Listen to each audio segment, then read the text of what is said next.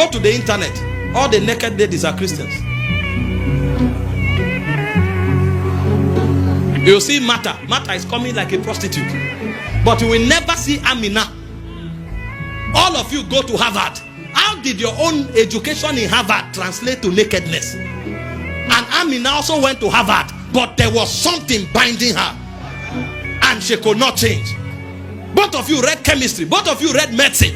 Both of you read cyber security. How did your own cyber security translate to nakedness? Because we don't understand kingdom.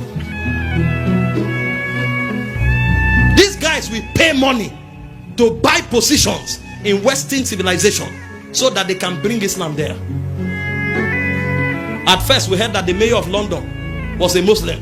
Now there are over 6 mayors in London, in England, who are Muslims, and they are invading territories. When they come into any city, they buy a whole territory. The rich people gather together, buy it.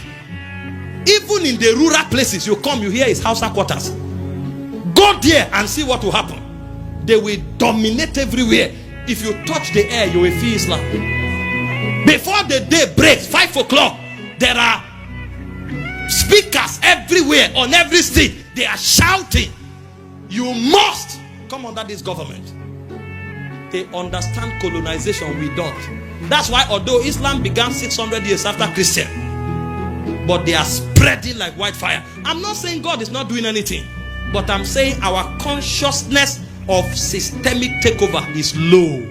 So when a Christian goes to a bank, his glory is that I've gotten a new job, breakthrough has come. He shares his testimony in church and he thinks it's over. Users of God. But when a Muslim goes to the bank, the first question he's asking, the first agitation is that, where can we start praying here? And he will tell you, if it's 12 o'clock, we must pray.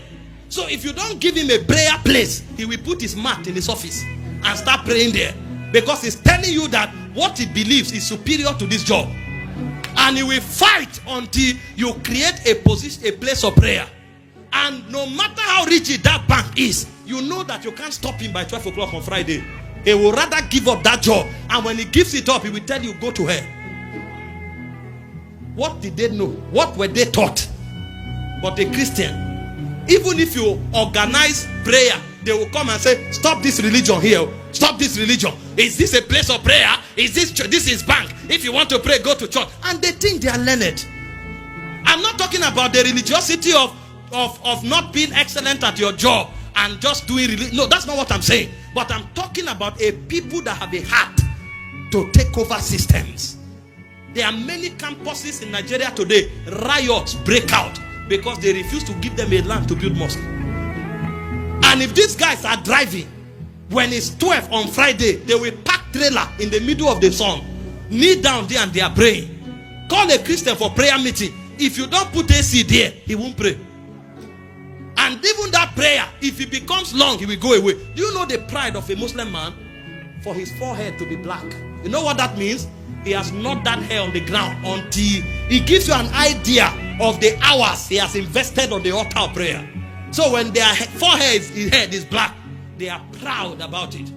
They want to rub off their religion on your face. And I'm not saying advanced religion. I'm saying become conscious that there is a government that is breaking into the earth and you are the agent of that government.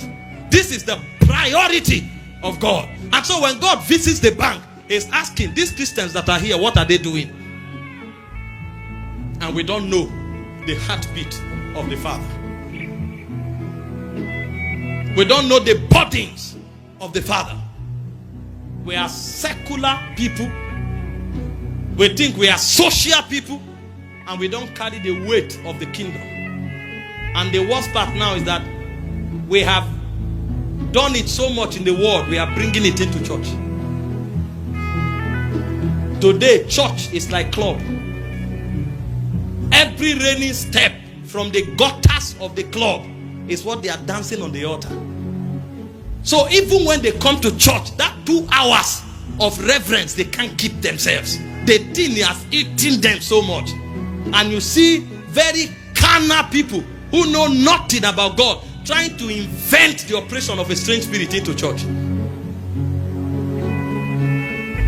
A generation must rise. A generation that has the burden to see that everywhere that man has business, Jesus will reign. That's the generation God is raising. This is not about building church auditoriums necessarily.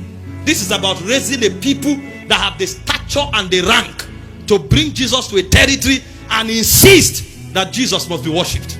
And because of their presence, it will happen.